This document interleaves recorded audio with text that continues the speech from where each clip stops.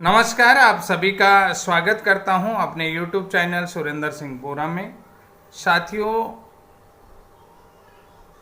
Degree या diploma बिना जाए बांटने वाले संस्थानों पर जांच होनी चाहिए, इस बात का संज्ञान विभाग के कुछ पदाधिकारियों की तरफ से लिया गया था और अखबार के माध्यम से ये भी कहा गया था कि जो अन्य राज्यों की डिग्री या डिप्लोमा है उसकी हम जांच करेंगे कि जो बिना जाए डिग्री जो है या डिप्लोमा बेच रहे हैं, यानी कि कुल मिलाकर के शिक्षा का व्यवसायीकरण कर रहे हैं जो लोग जिनका ये डिग्री बेचने का धंधा चल रहा है। तो ऐसे में जांच होगी। उसके साथ साथ ही कि जो लोग दो राज्यों का स्थायी निवास बना रहे हैं, यानी कि डिप्लोमा करने के लिए उस राज्य का और नौकरी पाने के लिए उत्तराखंड राज्य का, तो इन सारी चीज़ों की जांच होनी चाहिए। ये वीडियो हमने बनाया था तो इसमें कुछ लोगों को बहुत ठेस पहुंची, यानी कि सच्चाई उन लोगों तक पहुंची तो वो लोग आहत दिखे, तो उन लोगों ने तरह तरह की बयानबाजी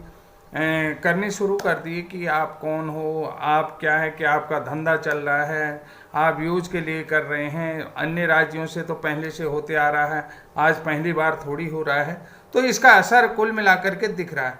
लेकिन अगर असर नहीं दिख रहा है तो प्रत्येक व्यक्ति तक वो वीडियो पहुंचाने का काम मैंने आपको सौंपा था और आपकी तरफ से इसी सिलसिले को आगे बढ़ाते हुए हमने आज फिर इस चीज़ में एक और वीडियो बनाने जा रहे हैं। इस चीज़ को बात करें क्योंकि मैं अपने एडवोकेट से मिलने वाला हूं और मिलने के बाद इस बात की भी चर्चा करूंगा, क्योंकि उत्तराखंड राज्य के किसी भी संस्थान की तरफ से डीएड डिप्लोमा नहीं कराया जाता है।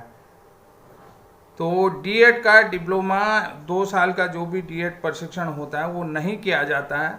तो इसलिए जो है कि डीएड कैसे एलिजिबल हो जाएगा, डिप्लोमा इन एजुकेशन वाले जो हैं कि कैसे यहाँ, क्योंकि राज्य के अंतर्गत ना तो कोई सरकारी संस्थान डीएड कराता है और ना ही कोई प्राइवेट संस्थान डीएड कराता है। तो ऐसे में डीएड जो योग्यता को प्राथमिक शिक्षक भर्ती में शामिल किया है तो वो सरकार विभाग ने कैसे शामिल किया है और सरकार ने नियमावली संशोधित की है, डीएड को शामिल किया है, क्योंकि राज्य के पास ऐसा कोई भी एक भी संस्थान नहीं है जहां से डीएड होता है। तो आगे की कार्रवाई के लिए मैं आपको बता देता हूं कि ये देख लीजिएगा, इतने मोटे पेजों की मेरे पास फाइल है और ये फाइल में सारे वो एविडेंस हैं जो कि कहीं न कहीं इनके डीएड के अगेंस्ट हो सकते हैं और कहीं न कहीं ये शिक्षा के लिए भी, जो भर्ती के लिए भी हैं, उनके लिए भी कारगर एविडेंस हमारे पास उपलब्ध हैं। जो लोग हम पर सवाल कर रहे थे कि आप कुछ नहीं कर रहे हैं और क्या कर रहे हैं, ये आप मोहर भी आप देख सकते हैं, यहाँ पर मोहर भी आपको दिखाई दे रही होगी, ये मोहर दिख रही है और ये तारीख भी आपको दिख रही होगी, 23/6 लिखा हुआ है यहाँ पर, 23/6/2024 आप देख रहे होंगे। उसके बाद कई तरीके के एविडेंस हैं, ये आपको मैं दिखा देता हूँ। निदेशक प्रारंभिक शिक्षा नियमावली को लेकर के जो बात कही गई है, जो नियमावली को लेकर के हम बात कहना चाह रहे थे, ये कार्यालय प्रारंभिक शिक्षा निदेशक प्रारंभिक, ये आप अब देख सकते हैं। अगर आपको नहीं दिख रहा है तो फिर आप देख सकते हैं। तो ये बहुत सारे एविडेंस हमारे पास हैं, तो बहुत सारे आप ये यहाँ पर स्टैम्प देख सकते हैं।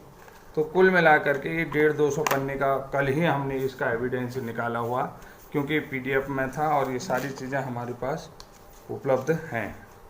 बाकी आप देख सकते हैं ये सारी चीज़ें हमारे पास उपलब्ध हो चुकी हैं, किसी प्रकार का कोई डाउट नहीं। जो लोग हम पर सवाल कर रहे थे कि आप आगे क्या कर रहे हैं, उम्मीद क्या है, तो आपके लिए ये इतना ही काफ़ी है सबूत जो दिखा रहा हूँ, क्योंकि ये 200 पेजों का ये फाइल हमारी है। अभी एडवोकेट के पास जाते हैं, डिस्कस करते हैं कि क्या आगे होने वाला है, किन किन लोगों को बाहर रखा है और किस कारण से रखा गया है, जो अन्य प्रशिक्षण पहले से होते आ रहे हैं। क्योंकि देखिए, सबसे बड़ी चीज़ हम एक चीज़ और जानते हैं, क्योंकि 2000 से 2010 तक राज्य में बीटीसी प्रशिक्षण मेरे ख्याल से पूरी तरीके से बंद था, बीटीसी प्रशिक्षण देना बंद है। 2012 में फिर पहला उत्तराखंड राज्य बनने के बाद 2012 में बीटीसी प्रशिक्षण फिर से शुरू करवाया गया, क्योंकि उससे पहले राज्य के पास मान्यता नहीं थी। तो अब यहाँ पर देखिए, ये कई कई आर्गुमेंट हैं जो बीएड वाले उठाना नहीं चाहते हैं। बीएड वालों से मैंने एक बार निवेदन करा कि साहब जो भी मैं वीडियो बनाता हूँ उनके तह तक आप लोगों को जाना चाहिए, उन एविडेंसों को ढूंढना चाहिए। भाई 2010 तक जब राज्य में बीटीसी नहीं होगी, और दूसरी बात है बीएड वाले ईयर वाइज लिए जा रहे हैं, बीएड वालों की संख्या ज़्यादा है, तो कुल मिलाकर के राज्य में डीएड कराने वाला कोई भी इंस्टीट्यूशन नहीं है। तो डीएड तो जब राज्य के पास इंस्टीट्यूशन ही नहीं है तो फिर डीएड को भर्ती में शामिल कैसे किया जा सकता है? कि भाई कोई भी इंस्टीट्यूशन हो, एक भी हो, तब भी हम कहते हैं कि डीएड वालों को शामिल किया जा सकता है। ठीक है। और दूसरी बात मैं बता देता हूँ, एक है NIVHM देहरादून है, जहाँ से RCI का डीएलएड करवाया जाता है, द्विवर्षीय डिप्लोमा इन डीएलएड करवाया जाता है। शायद वो लोग भी बैच वाइज बहुत कम बच्चे प्रशिक्षण लेते हैं, 2-4 साल में वो प्रशिक्षण होता है। जितने भी बच्चे होते हैं उनको आसानी से नौकरी मिल जाती है। तो RCI के भी इतने कैंडिडेट होंगे नहीं।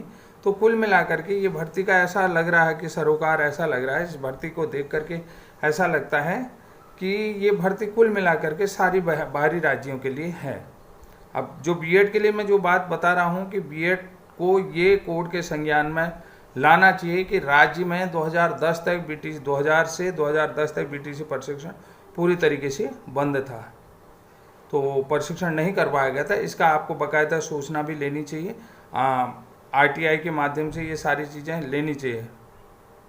तो इसका पूरा एविडेंस इकट्ठा करके फिर से कोर्ट के पास रिक्वेस्ट करने की आपकी ज़रूरत है। तो ये बहुत महत्वपूर्ण जानकारियाँ मैं अपने वीडियो के माध्यम, क्योंकि हालांकि बहुत सारे लोगों को देखता है कि मैं किसी बोर्ड का सहारा नहीं, किसी स्क्रीन रिकॉर्डर का नहीं, किसी स्क्रीन बोर्ड का सहारा नहीं लेता हूँ, तो इसलिए लोग इंटरेस्ट नहीं लेते हैं। जबकि मैं कहता हूँ कि जो बात मैं कहता हूँ उस बात में तथ्यात्मक होता है, और पूरे एविडेंस को लेकर के अब मैं एडवोकेट के पास जा रहा हूँ, और इससे संबंधित जो भी जानकारियाँ आपके पास या मेरे पास आएंगी तो इसमें मैं निश्चित रूप से आप लोगों के साथ शेयर करूँगा। तब तक के लिए धन्यवाद। जय हिंद, जय उत्तराखंड।